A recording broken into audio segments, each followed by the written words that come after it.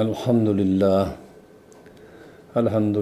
نحمدہ ونستعینہ ونستغفرہ ونؤمن بہ ونتوکل علیہ ونعوذ باللہ من شرور انفسنا ومن سیئات اعمالنا من یہدہ اللہ فلا مضل لہ ومن یضلل فلا ہادی لہ واشہد ان محمدا عبدہ ورسولہ اما بعد۔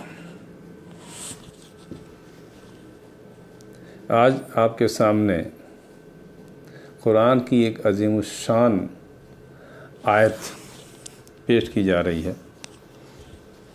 اسے ہم لوگ بہت اچھی طرح سے جانتے ہیں، وہ سورہ بقرہ کی آیت ہے، اسے ہم کہتے ہیں آیت الکرسی۔ تو یہ آیت الکرسی جو ہے یہ پوری آیت جو ہے یہ ایمانی تصور کے بنیادی اصولوں پر مشتمل ہے۔ یہ آیت اللہ سبحانہ و تعالیٰ کی وہ صفت بیان کرتی ہے جن سے توحید کا وسیع مفہوم سامنے آتا ہے۔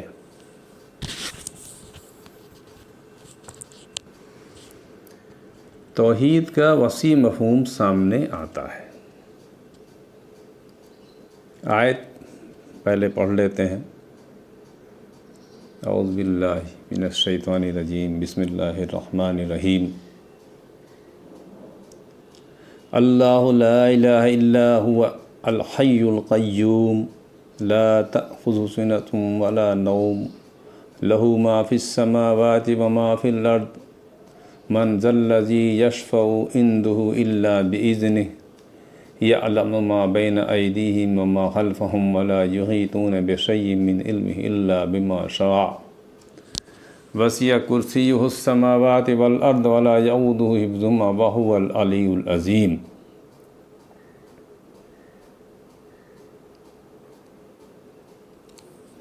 ان میں اتنے اللہ تعالیٰ کی جو صفات بیان کی گئی ہیں یہ اسلامی تصور کے بنیادی اصولوں میں سے ایک کلی بنیادی اصول پر مشتمل ہے۔ سب سے پہلے جو الفاظ آئے ہیں اللہ لا الہ الا ہو، اللہ اس کے سوا کوئی الہ نہیں ہے، کوئی الہ نہیں ہے، کوئی معبود نہیں ہے، کوئی بندگی کے لائق نہیں ہے۔ اللہ لا الہ الا ہوا، یہ توحید کا واضح تصور ہے جس میں کسی بھی چینج کی کوئی گنجائش نہیں ہے، کسی بھی طرح کا کوئی چینج نہیں کر سکتا جو اصول اس میں بیان ہوئے ہیں۔ جس طرح کی رسولوں کے بعد گزشتہ جو دین تھے، مثلا عیسیٰ علیہ السلام کے بعد کلیساؤں نے ایک تثلیث کا عقیدہ گڑھ لیا تھا،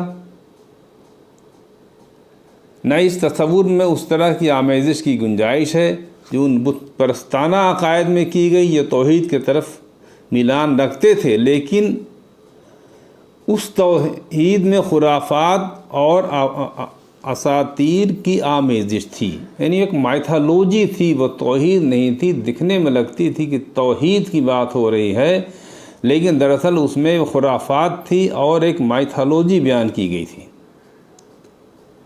عیسائیوں نے جو عقیدہ بیان کیا تھا، اسی طرح بہت سے عقیدے ہندوستان میں پیدا ہوئے، جیسے وحدت الوجود کا تصور۔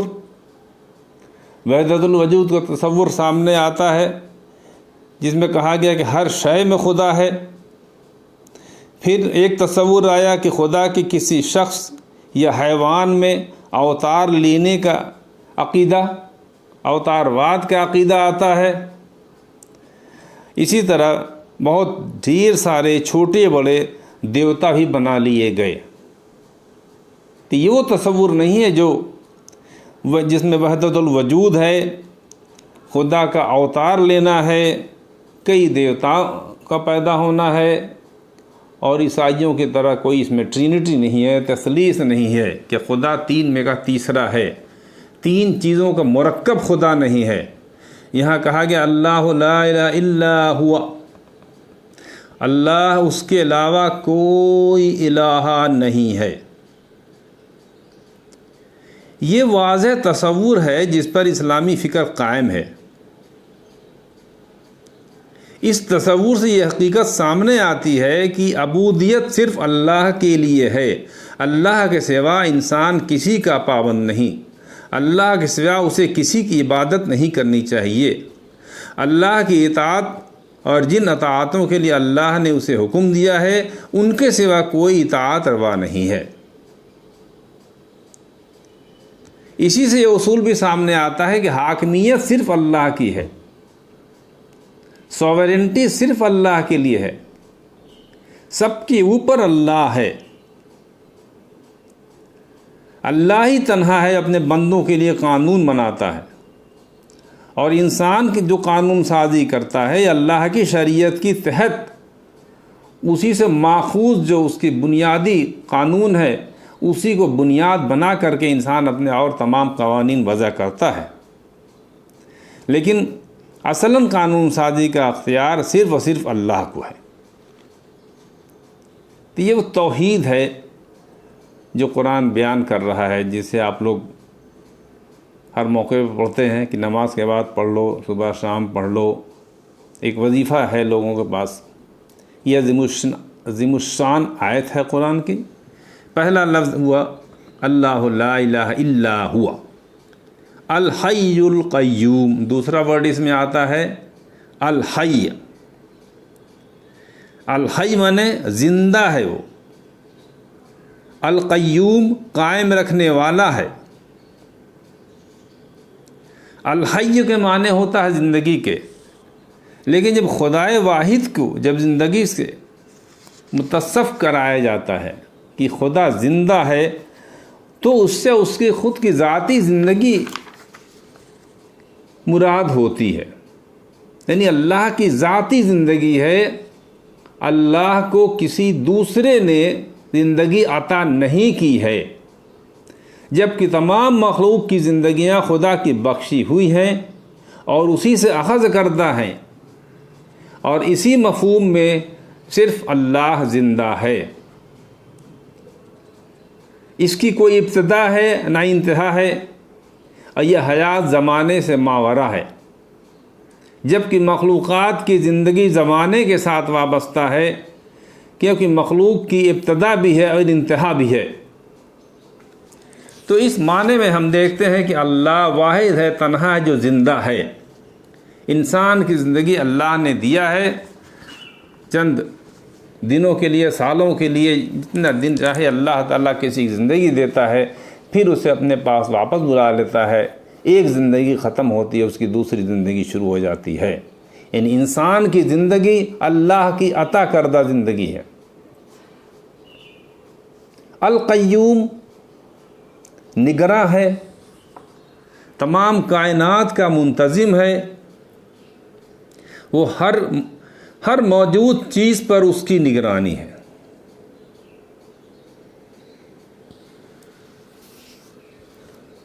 اس طرح اللہ سبحانہ تعالی ہر شے کا نگراں ہے، ہر شے کا وجود اس کے ارادے سے ہے۔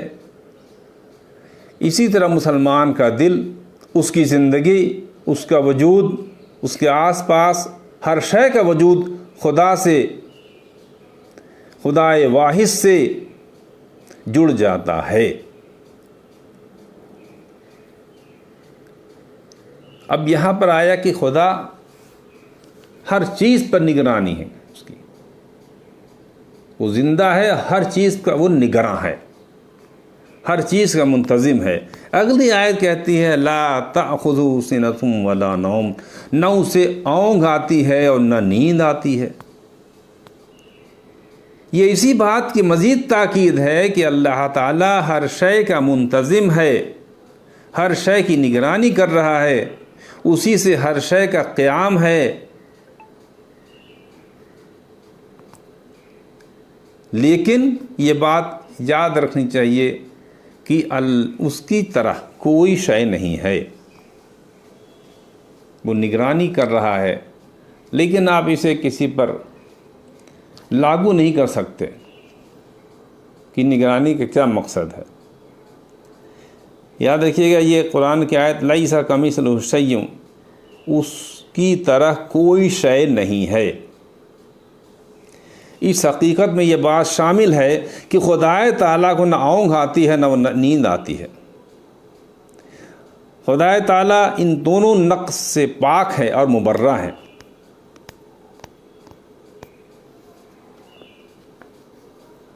کائنات کے وجود اور اس کے نظم کو برقرار رکھنے اور کائنات کے لیے خدائے تعالیٰ کی دائمی نگرانی اور دائمی انتظام کا تقاضا بھی یہی ہے کہ وہ ایک لمحے کے لیے کائنات سے غافل نہ ہو، جبکہ نیند اور اونگ دونوں غافل کرنے والی ہیں۔ لیکن بہت سے ہندوستان میں اہم مذاہب ہیں جہاں پر کہ مائتھولوجیکل اسٹوریز ہیں، دیومالائی گاتھائیں ہیں، جس میں خداؤں اور ان کے اوتاروں کی بے خبری، غفلت، خود فریبی اور نیند کے بہت سے قصے ہیں۔ مثلا ہندو مت کی روح سے جب تک برہما جاگتے رہتے ہیں کائنات وجود میں رہتی ہے، اور جب وہ سو جاتے ہیں تو پرلے آ جاتی ہے، اور پھر جب وہ سو کر اٹھتے ہیں تو کائنات پھر سے وجود میں آ جاتی ہے۔ قرآن کا یہ جملہ کہ لا تأخذہ سنۃ ولا نوم ان تمام خرافات کو کا کانٹرڈکٹ کر دیتا ہے، اسے کھنڈت، اسے ختم کر دیتا ہے۔ پھر آگے کہا گیا لہو ما فی السماوات و ما فی الارض، اسی کے لیے ہے وہ تمام چیزیں جو آسمانوں میں ہیں اور جو زمین میں ہیں۔ آسمانوں میں جو چیزیں ہیں، جو زمین میں ہیں، سب اسی کے لیے ہیں، سب اسی کی ملکیت ہے۔ اور یہ اس کی ملکیت، اللہ کی ملکیت، ایبسولوٹ اونرشپ ہے۔ وہ ایبسولوٹ اونر ہے ہر چیز کا، جو آسمانوں میں ہے، جو زمین میں ہے، اس میں کوئی شریک نہیں۔ خدائے واحد ہی زندہ ہے، وہی تنہا کائنات کو سنبھالتا ہے، قائم رکھتا ہے، قیوم ہے، اور وہی تنہا کائنات کا مالک ہے۔ یعنی یہ کائنات کی ملکیت بھی جو اس کی ایبسولوٹ ہے۔ انسان کو ملکیت جو دی گئی وہ کیا ہے؟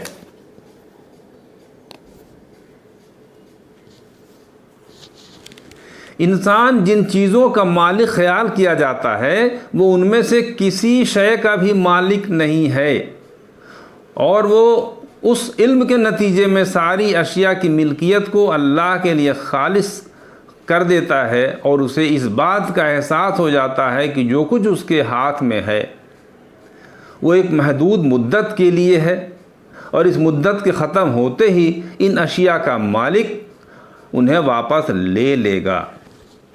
اب انسان کی ملکیت کیسی ہے؟ یہ عاریتاً ہے، آپ کو ادھار کسی نے کوئی سامان دے دیا استعمال کرنے کے لیے، اور جیسے ہی زندگی ختم ہوگی وہ اسے واپس لے لے گا۔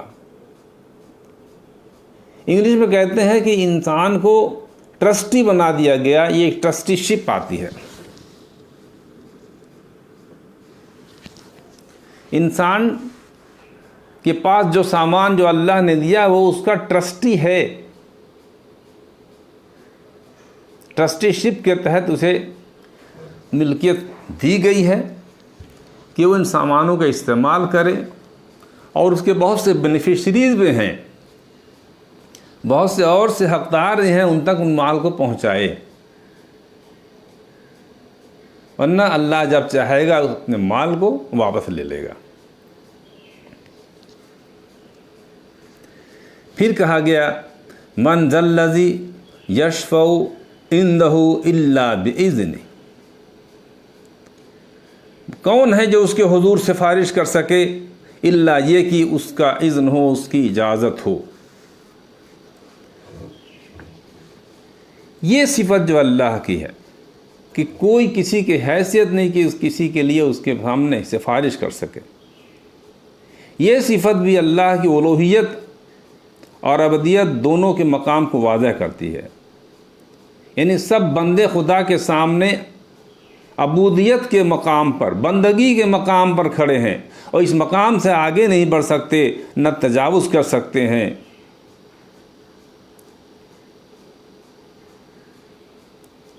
جو اپنے رب کے سامنے کوئی اقدام کرتا ہے، نہ اس سے کسی کی سفارش کی اسے جرأت ہوتی ہے، الا یہ کہ اسے اس کی اجازت دی جائے۔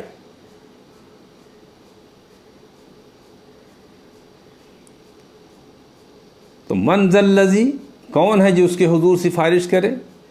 ایک مقام عبدیت ہے، انسان عبد ہے، بندہ ہے، غلام ہے، اپنی اس جگہ پر کھڑا ہے۔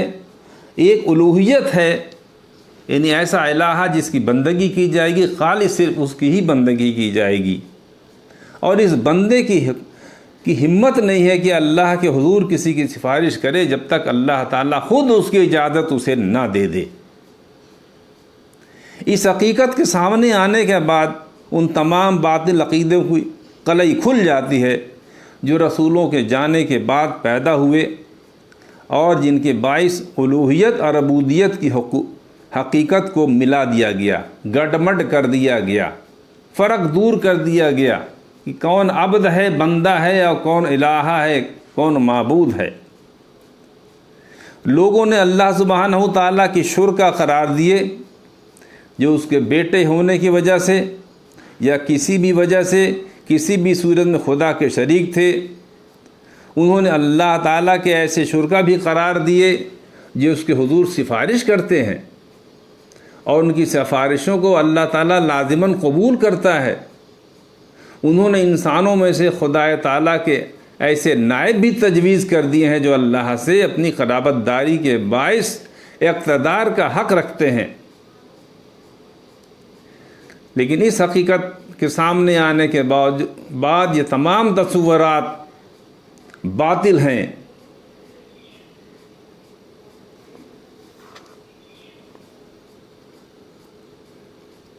پھر آتا ہے خدا سب کچھ جانتا ہے۔ کیسے؟ یعلم ما بین ایدیہم وما خلفہم ولا یحیطون بشیء من علمہ الا بما شاء۔ وہ جانتا ہے ان سب چیزوں کو جو ان کے روبرو ہیں، اور ان کو بھی جو ان کے پیچھے ہیں، اور وہ اس کے علم میں سے کسی شے کا احاطہ نہیں کر سکتے بجز اس کے جو وہ چاہے۔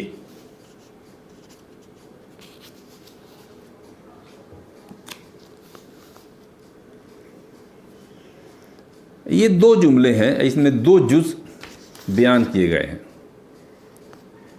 یعلم ما بین ایدیہم وما خلفہم، جو تمہارے سامنے ہے اس کو بھی جانتا ہے، جو تمہارے پیچھے ہے اس کو بھی جانتا ہے۔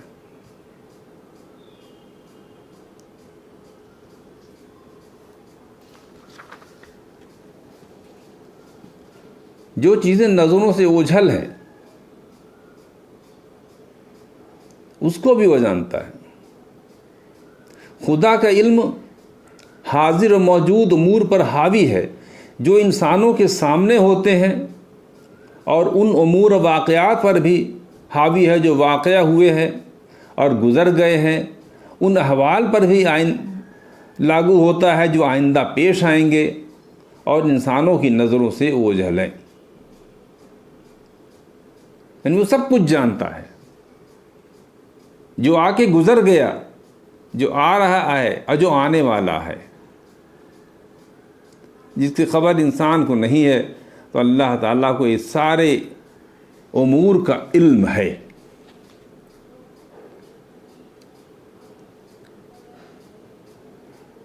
یہ حقیقت جاننے کے بعد انسان کو اپنی حیثیت معلوم ہو جانی چاہیے کہ وہ خدا نہیں ہو سکتا، وہ کسی کی سفارش نہیں کر سکتا، بڑے سے بڑا اولیاء اور بزرگ بھی کسی کی سفارش نہیں کر سکتا۔ انسان کو چاہیے ہر لمحہ اپنا پیدا کرنے والے کے سامنے وہ سوچے کہ وہ بالکل اریا کھڑا ہے، کیونکہ اللہ ان امور کو بھی جانتا ہے جو لوگوں کی نظروں کے سامنے ہیں، اور انہیں بھی جانتا ہے جو ان کو نظروں سے اوجھل ہیں۔ وہ ان جذبات کو بھی جانتا ہے جو دلوں میں ہیں، اور انہیں بھی جانتا ہے جو وہ ظاہر کرتے ہیں۔ ان امور کو بھی جانتا ہے، لوگ جانتے ہیں۔ ان تمام امور کو اللہ تعالیٰ جانتا ہے۔ یعلم ما بین ایدیہم وما خلفہم۔ اگلا ٹکڑا ہے وَلَا يُحِيطُونَ بِشَيْءٍ مِّنْ عِلْمِهِ إِلَّا بِمَا شَاءَ۔ یعنی تنہا اللہ سبحانہ وتعالیٰ ہر شے کو جانتا ہے، اس کا علم کامل ہے۔ وہی اپنے بندوں کو اپنے علم میں سے جس قدر چاہتا ہے بخش دیتا ہے تاکہ اس کا یہ وعدہ پورا ہو۔ سورہ حامیم سجدہ میں آیا ہے کہ ہم اپنی نشانیاں کائنات میں اور ان کے اپنے وجود میں دکھائیں گے، یہاں تک کہ ان پر واضح ہو جائے کہ یہ حق ہے۔ لیکن جو لوگ اس بنیادی حقیقت کو بھول جاتے ہیں، اللہ کے اذن سے، اس کے علم سے جو کچھ انہیں حاصل ہو گیا ہے، اس سے فتنے میں مبتلا ہو جاتے ہیں۔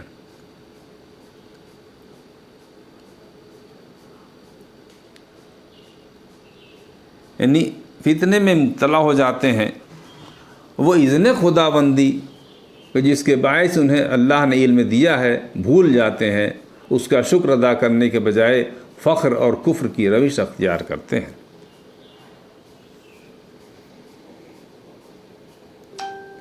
اللہ تعالیٰ نے جب انسان کو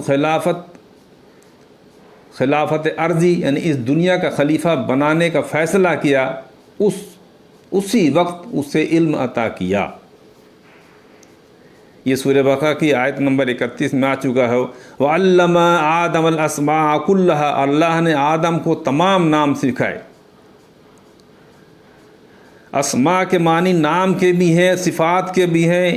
انسانی علم اپنی تمام ترقیات کے باوجود اشیاء کے نام ان کی صفات سے آگے نہیں بڑھ سکا ہے۔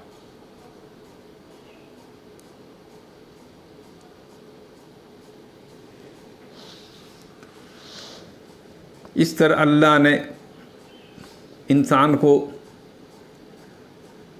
دنیا میں بھیجنے سے پہلے بہت سے علم سکھائے تھے، اور اس سے وعدہ کیا تھا کہ وہ آفاق میں اور اس کی نفس میں اپنی نشانیاں دکھائے گا۔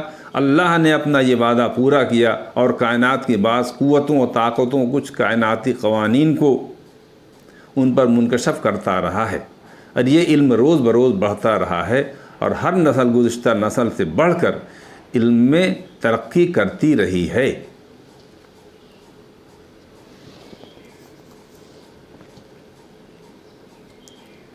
اسی پہلو کا جس قدر علم اللہ سبحانہ وتعالیٰ انسان کو بخشتا رہا ہے، اسی قدر اس نے دوسرے بہت سے راز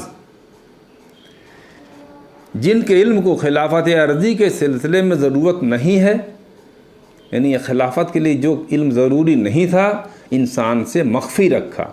مثلا زندگی کا راز اسے نہیں بتایا، اور یہ راز انسان سے مخفی ہی رہے گا، اور انسان کبھی اس راز پر سے پردہ نہیں اٹھا سکتا۔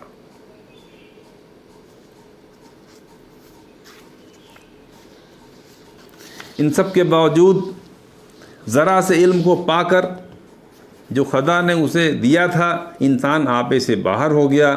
وہ اپنے آپ کو زمین میں خدا باور کرانے لگا، اس نے کفر کی راہ اختیار کی، اس نے انکار کر دیا کہ اس کائنات کا کوئی خدا ہے۔ اللہ کا اقتدار، اس کے بارے میں آیت ہے وَسِعَ كُرْسِيُّهُ السَّمَاوَاتِ وَالْأَرْضَ وَلَا يَئُودُهُ حِفْظُهُمَا۔ اس کی کرسی، اس کا اقتدار، اس کی اتھارٹی آسمان اور زمین سب پر چھائی ہوئی ہے، اور وہ ان کی نگہبانی سے تھکتا بھی نہیں ہے۔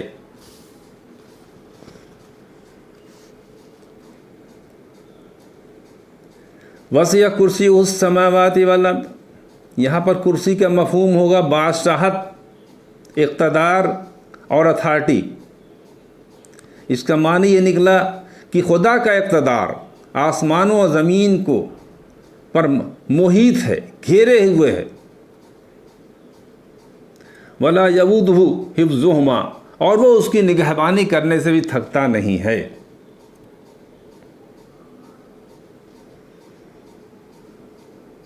پھر فرمایا وَهُوَ الْعَلِيُّ الْعَظِيمُ، اور وہی بلند ہے، برتر ہے، صاحب عظمت ہے۔ یہ اس آیت میں بیان کردہ صفات کی آخری صفت ہے۔ ان الفاظ سے صرف یہ واضح نہیں ہوتا کہ اللہ تعالیٰ بلند و برتر ہے، بلکہ یہ بھی کہ بلندی و عظمت اسی کے لیے ہے۔ وَهُوَ الْعَلِيُّ الْعَظِيمُ، وہی بلند ہے اور عظمت والا ہے۔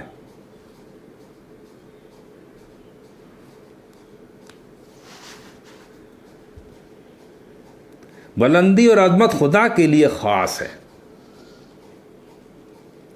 بلندی اور عظمت خدا کے لیے خاص ہے۔ بندوں میں سے جو کوئی اس مقام تک پہنچنے کی کوشش کرے گا، اللہ تعالیٰ اسے پست کر دے گا، خار کر دے گا، آخرت میں رسوا کن عذاب میں ڈھکیل دے گا۔ سورہ قصص میں اللہ نے فرمایا ہے تِلْكَ الدَّارُ الْآخِرَةُ نَجْعَلُهَا لِلَّذِينَ لَا يُرِيدُونَ عُلُوًّا فِي الْأَرْضِ وَلَا فَسَادًا، یہ دار آخرت ہے، اسے ہم ان لوگوں کے لیے مخصوص کریں گے جو زمین میں اپنے لیے بلندی نہیں چاہتے ہیں اور نہ فساد پھیلانا چاہتے ہیں۔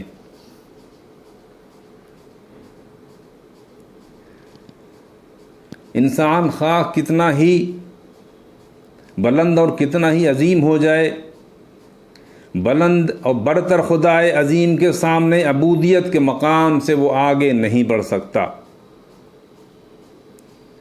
جب انسان کے قلب میں یہ بات جاگ جاتی ہے تو انسان ابدیت کے مقام کی طرف پلٹ آتا ہے اور اپنی بڑائی سرکشی سے باز آ کر نیاز مندی کی روش اختیار کرتا ہے۔ انسان پھر خدا سے ڈرنے لگتا ہے، اسے خدا کی عظمت اور جلال کو شعور ہو جاتا ہے، وہ اس کے حضور ادب کی روش اختیار کرتا ہے اور اس کے بندوں کے سامنے کبر اور غرور اختیار کرنے سے باز آ جاتا ہے۔ اس طرح یہ هو العلی العظیم یہ عقیدہ ہے انسان کا، یہی کہ وہی اللہ تعالیٰ ہی برتر ہے، وہی بلند ہے، وہی صاحب عظمت ہے اور وہی صاحب جلال ہے۔ یہ بہت مشہور آیت ہے، آپ لوگ اسے پڑھتے رہتے ہیں، تو ہم نے سادے الفاظ میں ترجمہ کے طور پر اسے آپ کے سامنے رکھا ہے۔ اس پر آپ غور کریں کہ آیت الکرسی کو ایک تبرک کے طور پر، ضرورت کے طور پر استعمال نہ کریں، بلکہ اس آیت الکرسی کو ایسی عظیم الشان آیت ہے تو اللہ کی صفتیں بیان کی گئی ہیں، اس پر غور کریں۔ کتنی صفتیں اللہ نے اپنی بیان کی ہیں اور ہم اس صفتوں کو کہاں تک جان پائے ہیں، اور یہ اپنی حیثیت کو انسان سمجھے۔ کہتے ہیں کہ اپنے حد میں رہے، ابدیت کے مقام کو کراس نہ کرے۔ انسان بندہ ہے، بندگی کے فرائض ادا کرے، بندگی کے مقام کو لاگنے کی کوشش نہ کرے، کیونکہ ایک طرف عبودیت ہے، دوسری طرف الوہیت ہے، خدا ہے، معبود ہے۔ تو انسان بندہ ہے، بندہ رہ کر کے اللہ کو یاد کرے، اللہ کی جو اسماء صفات سے بیان کیے گئے ہیں اس پر غور کرے، اور غور کرنے کے ساتھ ساتھ اپنی حیثیت کو بھی سمجھے، یہ جانے کہ جو اس کی زندگی ہے وہ اللہ کی ہی دی ہوئی ہے۔ جو کچھ وہ کہہ رہا ہے، جو سامنے وہ انسان بول رہا ہے، جو چھپا رہا ہے، وہ سب کچھ اللہ کے سامنے ہے، اور انسان اللہ کے سامنے بالکل عریاں ہے۔ وہ سمجھتا ہے کہ چیزوں کو چھپا لے جائے گا، وہ اللہ سے کسی چیز کو چھپا نہیں سکتا۔ کتنا بڑا انسان ہو جائے، لیکن صاف اللہ نے کہہ دیا ہے کہ کون ہے جو اس کے سامنے کسی کی سفارش کر سکے۔ جو لوگوں نے ٹھیکہ لے رکھا ہے کہ خدا کے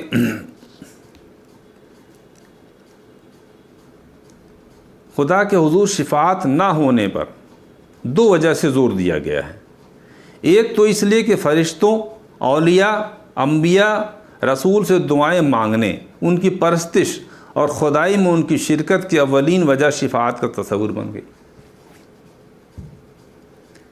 پہلی وجہ کیا تھی کہ فرشتوں، اولیاء، صلحاء، انبیاء، رسولوں سے دعائیں مانگنے، ان کی پرستش اور خدائی میں ان کی شرکت کی اولین وجہ شفاعت کا تصور ہے۔ کہ ایسا لگتا ہے کہ ان لوگوں کی جو فرشتے ہیں، اولیاء ہیں، صلحاء ہیں، انبیاء ہیں، ان کی اللہ کے خدائی میں کوئی شرکت ہے جس کی وجہ سے وہ سفارش کر سکتے ہیں۔ آج بھی مذہبی انسانوں کی عظیم اکثریت یقین رکھتی ہے کہ ان بزرگوں کی سفارش کے بغیر نہ دنیا میں ان کی دعائیں قبول ہوتی ہیں، نہ ان کی مرادیں پوری ہو سکتی ہیں، اور نہ وہ خدا کے عذاب سے نجات پا سکتے ہیں۔ اور مشرکین عرب کے شرک کی بھی یہی وجہ تھی۔ چنانچہ قرآن نے ان کا یہ مقولہ نقل کیا ہے، ہؤلاء شفاعؤنا عند اللہ، کہ یہ لوگ اللہ کے حضور ہماری سفارشی ہیں۔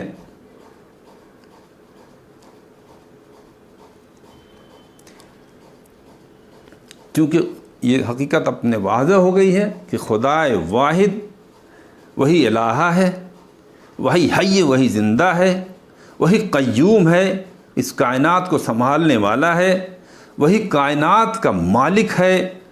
ایسی ہستی کے روبرو کسی بندے کی کیا مجال کہ وہ کسی کی سفارش کر سکے۔ تو یہ کنسپٹس ہیں، یہ تصورات ہیں جنہیں ان قرآن کی اس آیت نے بیان کیا ہے۔ اس پر غور کریں، اس پر فکر کریں، اور اللہ سے دعا ہے اللہ تعالی ہم سب کو ہر طرح کی شرک سے اپنی امان میں رکھے، اپنی حفاظت میں رکھے، اور ہمیں مقام عبودیت پر رہ کر کے اپنے فرائض انجام دینے کی توفیق عطا فرمائے۔ سبحان ربک رب العزت عما یصفون وسلام علی المرسلین والحمد للہ رب العالمین۔ آمین۔